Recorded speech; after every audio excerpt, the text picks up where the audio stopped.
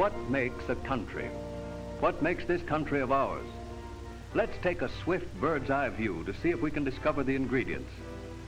The first essential is space to live in, and we Americans have plenty of that. This republic stretches from ocean to ocean and from the Great Lakes to the Gulf. Within our borders are vast fertile plains where graze the cattle and the sheep. We have great fields of billowing grain, mile on mile nodding golden heads to the sun, a giant granary. Friendly, smiling valleys are dotted with fragrant fruit trees and streaked with dusty green vineyards that march in columns over the rolling hills. We have millions of acres of timberland, oak and elm and hickory, maple and walnut, spruce and pine. Our mighty rivers toss their plumes of spray as they hurry down to the sea. Majestic mountains proudly lift their ancient snow-covered heads to the blue sky. Plenty of space to live in. But land is not enough to make a country. There must also be people to work the land, men to swing the axe, and fell the timber to begin the conversion of a tree into a useful piece of lumber. There must be people to harvest the crops, cotton and wheat, corn and tobacco, oats and alfalfa, barley and beans. Now, people act pretty much alike the world over, no matter where you go. They eat and drink and discuss the news of the day. They're born, they work for their share of happiness, and they die. They feel the same heat of summer and the same chill of winter. And after work, they play. But that isn't enough. And that's why for 300 years they've been coming to this country. Our fathers or our fathers' fathers, months or years or generations ago, made the long voyage to these shores in search of freedom. For more than half a century, the Statue of Liberty, soaring symbol of America, has held high aloft a torch, brightly burning, to light the way for 26 million new Americans to this new land of opportunity, to this land of the free. And what treasures are ours? We produce 34% of all the coal mined in the world. From our wells gushes 62% of the world's supply of oil. From seemingly inexhaustible veins in the earth, we produce 29% of the world's iron ore. Other rich lodes supply us with 32% of the world's copper. In the fields of the South, we grow half of all the cotton produced. Our most valuable crop is corn, of which we grow more than half of the world's supply. To get about our great country, we operate 34% of the world's railroads, 250,000 miles of track. For personal transportation, we drive 70% of all the automobiles that roll along the world's highways. We enjoy the convenience of half of all the telephones in service. For diversion and instruction, we listen to 45% of all the radio sets in existence. We import into this country for our use half of all the rubber produced in other lands. From across the sea, we bring into America more than half of all the coffee grown. And from the other side of the world, we get more than half of the world's production of raw silk. And what proportion of the population of the earth shares all these riches? There are 130 million of us Americans, but how do we compare in numbers with the rest of mankind? Well, such is the ingenuity, the courage, and the capacity for hard work of the American people that they have developed these infinite resources and still have a lot of room to grow in. For we constitute only 6% of the population of the world. Only 6%, and yet we are the wealthiest in resources as well as the happiest and freest people on earth. We constitute the greatest country in the world, great in resources and in the vision of our people, great in accomplishment in the past, and equally great in promise for the future. Not so long ago, our forefathers braved unknown perils of an unknown land and crossed the continent to win the West, a triumph of courage and will to achieve. The country over, stout-hearted men and women were making homes and raising families. One gala day, the last spike was driven that laced the two oceans together with a transcontinental railway. Now the two coasts were only days apart instead of months. In 1840, 100 years ago, a member of the United States Senate made an amazing speech. I urge the closing of the United States Patent Office. It is obvious, I think, that you will concur that we have exhausted our inventiveness. And because there is nothing further to be devised and patented, no machine or contraption that can possibly add to our virtue and well-being, I crave your support of a measure to close the Patent Office. Close the Patent Office? And since that day have come inventions that have meant jobs for millions of men and women. The electric light, the telephone, the phonograph, the automobile, the airplane, the radio, and the sound motion picture. Each year, 400,000 applications for patents are filed, from which come as many as 40,000 workable ideas. Why, no further back than the turn of the century, less than 4 decades ago, letters were handwritten by the light of an oil lamp. Now, your secretary turns out her work swiftly and legibly on the typewriter. Not so long ago, metal was shaped by the smith, and a mighty man was he, because he had to be. Nowadays, a man touches a lever, and the jaws of a giant press close on a sheet of steel to form the top of an automobile. Not so long ago, milk was skimmed by hand, but now the separator efficiently divorces the milk from the cream. Plowing used to be a slow job and a hard job not so long ago, but now American inventiveness has lightened the labors of the farmer with the tractor and the gang plow. Nature created Niagara Falls, truly a beautiful spectacle. But even more magnificent is the largest man-made structure on Earth, Boulder Dam, eloquent testimony to the vision of our country. For this tremendous work will make the desert to blossom like the rose, creating garden spots where once was trackless waste. We have flung great bridges across bays and streams that people may move more easily from one place to another for the exchange of goods and ideas. Over and under rivers between the United States and the Dominion of Canada are bridges and tunnels that cross the boundary line between our good neighbor and ourselves, a 3,000-mile frontier of friendship, over which not a gun has been pointed in enmity in more than 100 years. Typically American are our majestic cities with their towering skyscrapers of steel and stone and glass. Truly an awe-inspiring sight is Manhattan Island.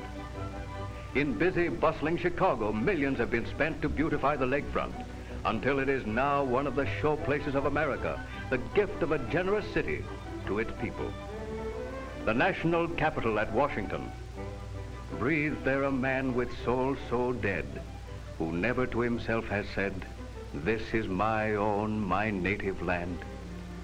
This country has been called the melting pot because by some strange alchemy, a variety of ingredients goes into it, and the result of the bubbling and seething is always the same: a fresh creation, a new citizen, an American.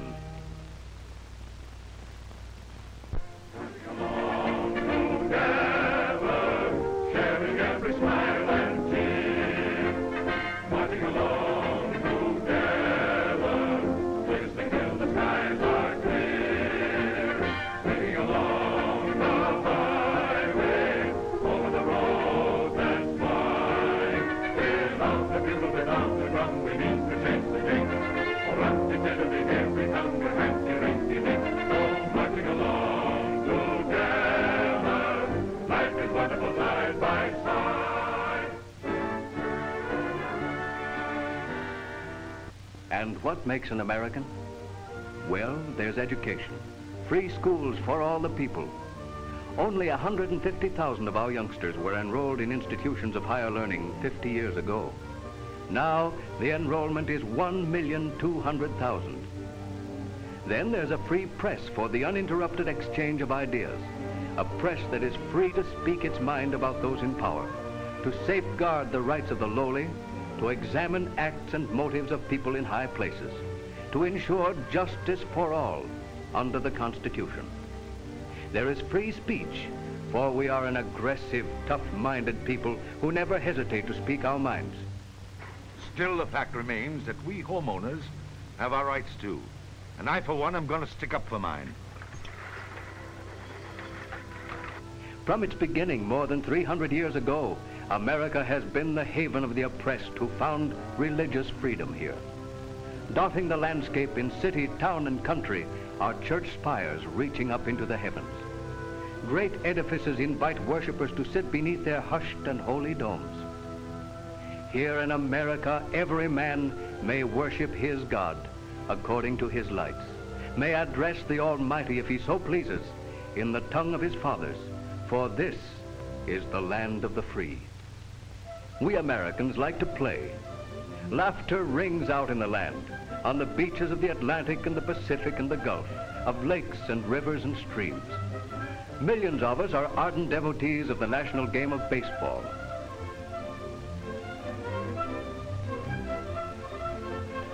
On each coast is a great exposition to teach us, amuse us, and amaze us. One has arisen outside of New York City on the Flushing Meadows, the other on Treasure Island in beautiful San Francisco Bay. All the year round, the out-of-doors calls us, bidding us forget all care and live an hour or two with nature in her ever-changing wonderland, always fascinating whether in the crisp cold of winter or on a soft June evening out in the woods.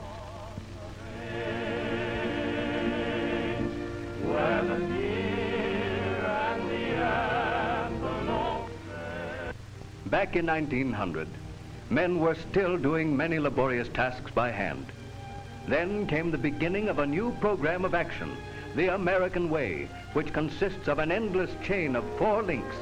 Endless because no one can say which comes first. One link was quantity production, by which products of finer quality were produced in greater numbers at a price within the reach of everybody. General education was essential to the American Way, so the people could learn the advantages of a product from magazine advertising, from newspapers that daily tell 100 sales stories, from billboards that display a message so that he who runs may read, and from the radio that takes education directly into the home.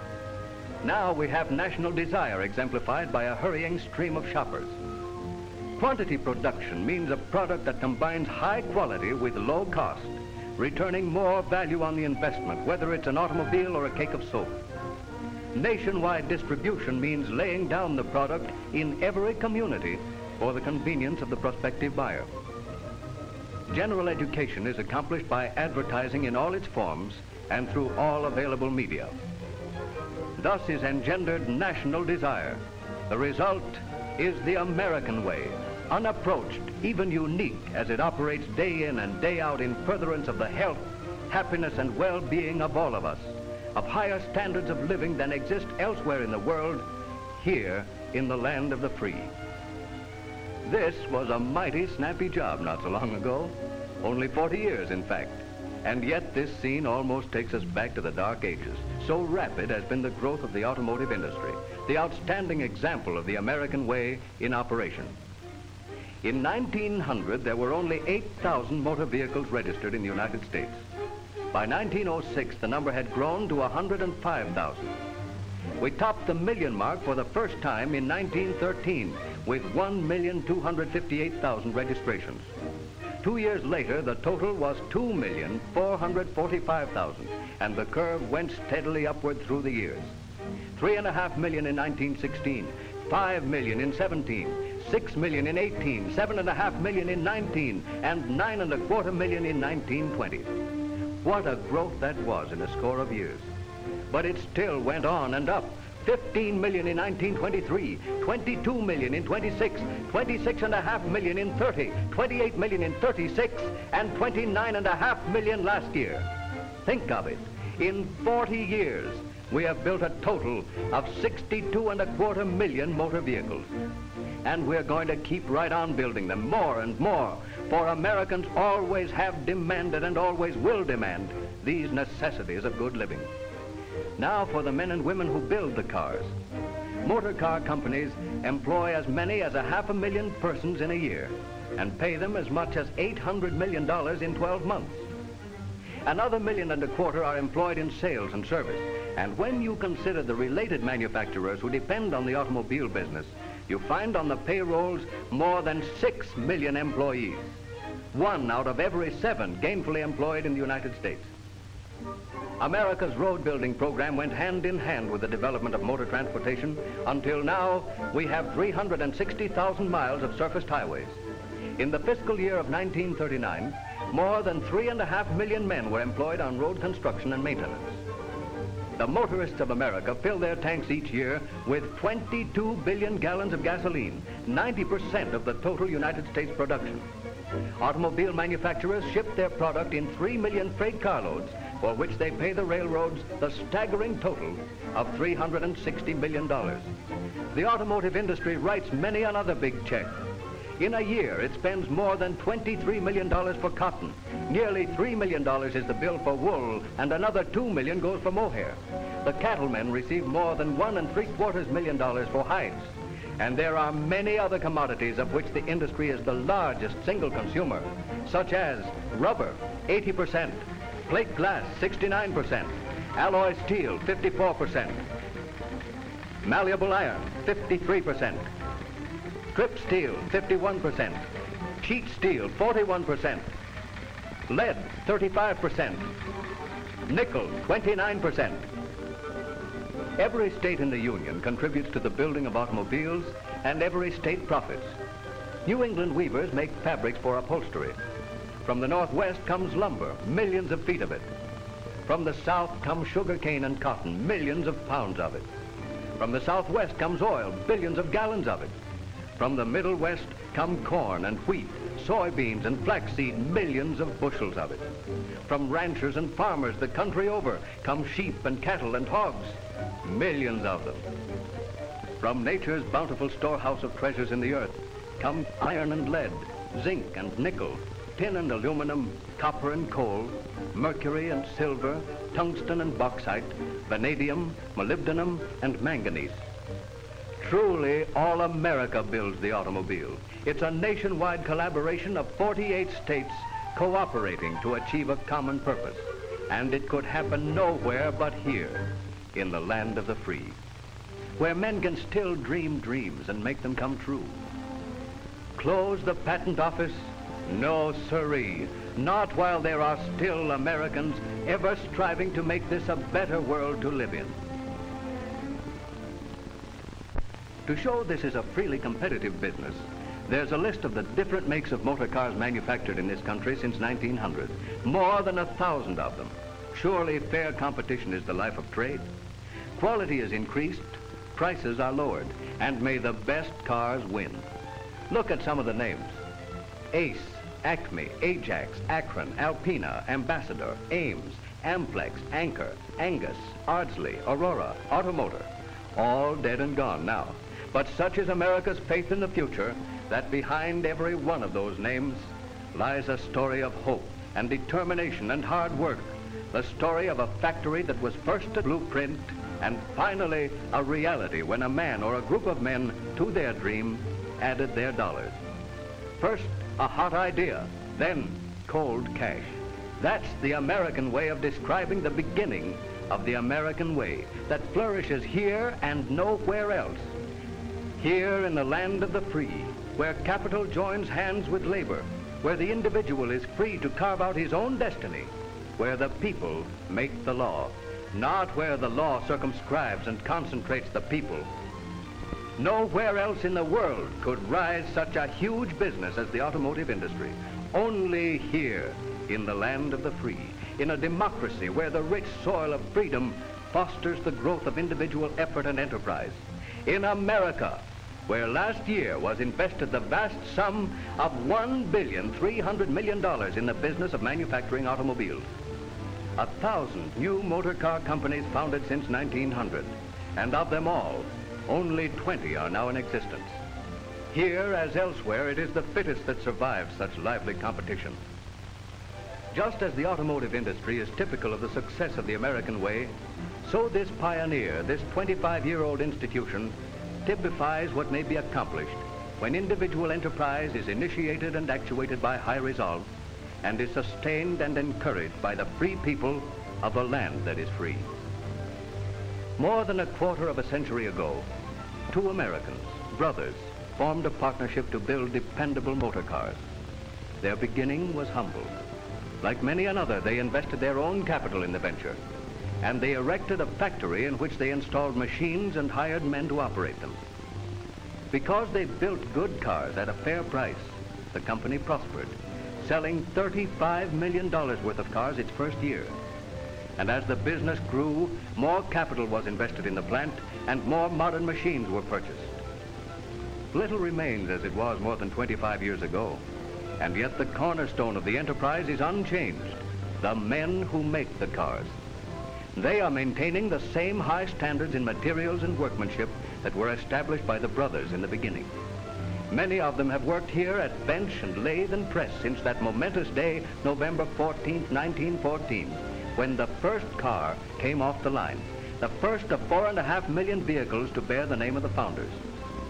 And such is their dependability and long life that today nearly 2 million of those vehicles are registered and in service, still running over the highways of America. Progress is growth, and so behind the scenes in the laboratories, 12 months a year, the engineers seek to improve the product.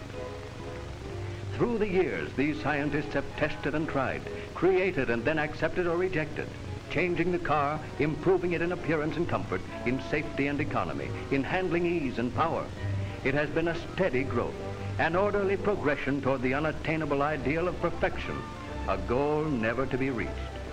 Just as there can be no end to America's greatness as the healthiest and wealthiest nation of the world, so there can be no end either to this industry, because there is no possible substitute for the automobile. Let's forget the good old days. The good new days are here, and an even better, finer day is coming. Yearly change, yearly progress. New models, new refinements, new luxury.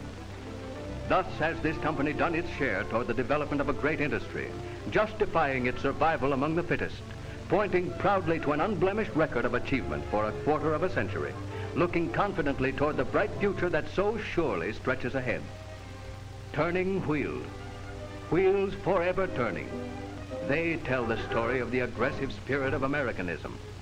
We are not content to stay in one place. This country of ours is big, plenty of space in it, and we want to see it all. We want to go places. That has been true since the beginning. First, we traveled by covered wagons, slowly and dangerously from coast to coast.